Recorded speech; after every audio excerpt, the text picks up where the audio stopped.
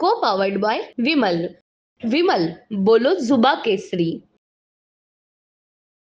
पुणतांबा हे ऐतिहासिक गाव आहे आणि या गावामध्ये ब्रिटिश काळापासून पुणतांबा रेल्वे स्थानक आहे. पुणतांबा रेल्वे स्थानकाला जंक्शन म्हटलं जाते. सध्या मात्र येथे कोणतीही रेल्वे थांबत नाही, त्यामुळे ग्रामस्थ संतप्त आहेत, पंचक्रोशीतले नागरिक देखील संतप्त आहेत. आपल्यासोबत आहेत माजी सरपंच धनंजय धनवटे. आपण बघितलं तर ऐतिहासिक गाव, त्यासोबत ब्रिटिशकालीन परंपरा असलेलं आणि पुणतांबा रेल्वे स्थानक असलेलं, मात्र आता पूर्ण लयच जाताना हे गाव बघतोय आणि अर्थकारणाला देखील फटका बसतोय.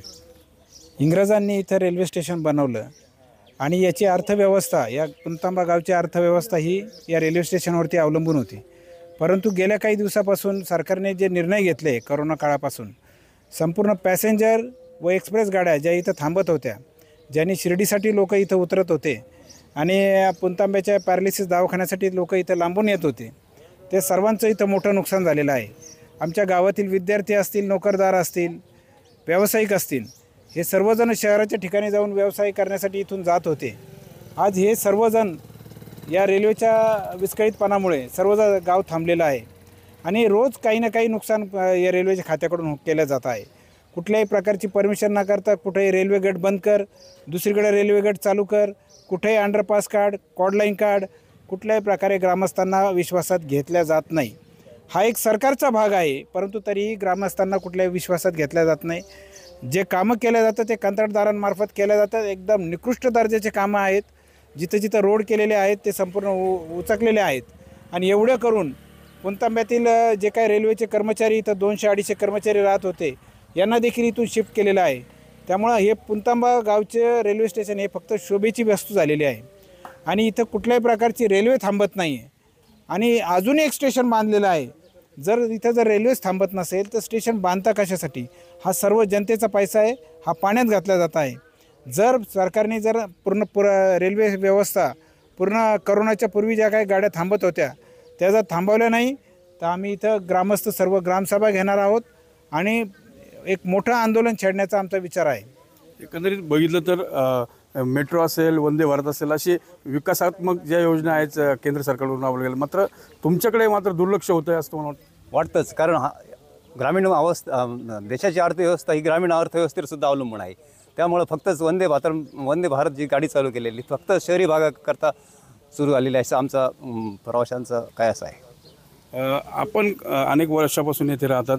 पूर्वीची जी अर्थकारण होतं आणि आत्ताच्या अर्थकारणामध्ये काय फरक झाला आहे? किती लोक इथून स्थलांतरित होतात या इथे रेल्वे येत नसल्यानं किंवा अर्थकारणला चालना मिळत नसल्यानं? मी मगाशी पण आपली चर्चा झाली की मुळात हे गाव 2 जिल्हे आणि 5 तालुक्याचे सेंटरचं गाव आहे आणि दक्षिण काशी म्हणून या संपूर्ण 3-4 जिल्ह्यात एक ऐतिहासिक आणि वेगळं धार्मिक महत्त्व या गावाला आहे. आणि रोज हजारो हिंदू धर्मियांचं या गावात धार्मिक विधी करता आणि वेगवेगळ्या औद्योगिक असेल, शैक्षणिक असेल, त्या कामाकरता रोज हजारो लोकांचा येणं जाणं होतं. आणि रेल्वेसारखं सुरक्षित आणि स्वस्त आणि वेगवान वाहतूक व्यवस्था कोविडपर्यंत 2020पर्यंत अत्यंत सुरळीतपणे चालू होती.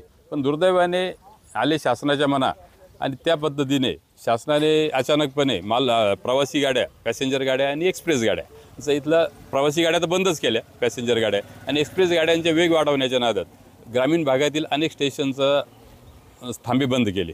आणि त्यामुळं या भागातून मुंबई पुण्याला जाणारे लोक असतील किंवा या ठिकाणी धार्मिक विधी करता येणारे लोक असतील, त्या सगळ्यांचा दळणवळणाचा मार्गच बंद झालेला आहे.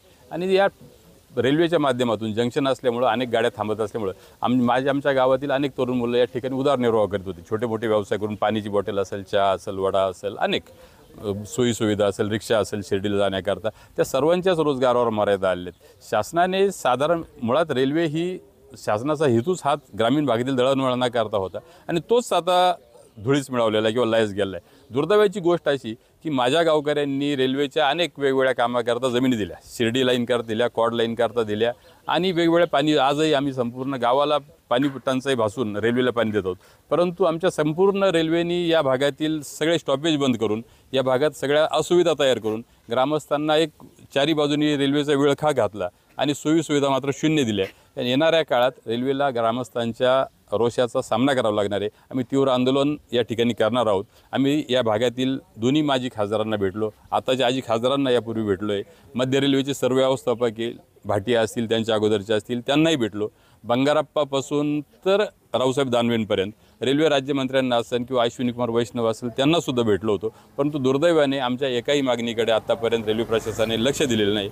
भविष्यात यापुढे रेल्वेला आता आम्ही मागणार नाही, जे आमचं हक्काचं आहे ते निश्चितपणे आम्ही आंदोलनाच्या आणि आमच्या हक्काचं आहे ते आंदोलनाच्या माध्यमातून आम्ही मिळवणार असं ग्रामस्थांचं म्हणणं आहे. एकंदरीत बघितलं तर हा जो रोष आहे दिवसेंदिवस वाढत आहे.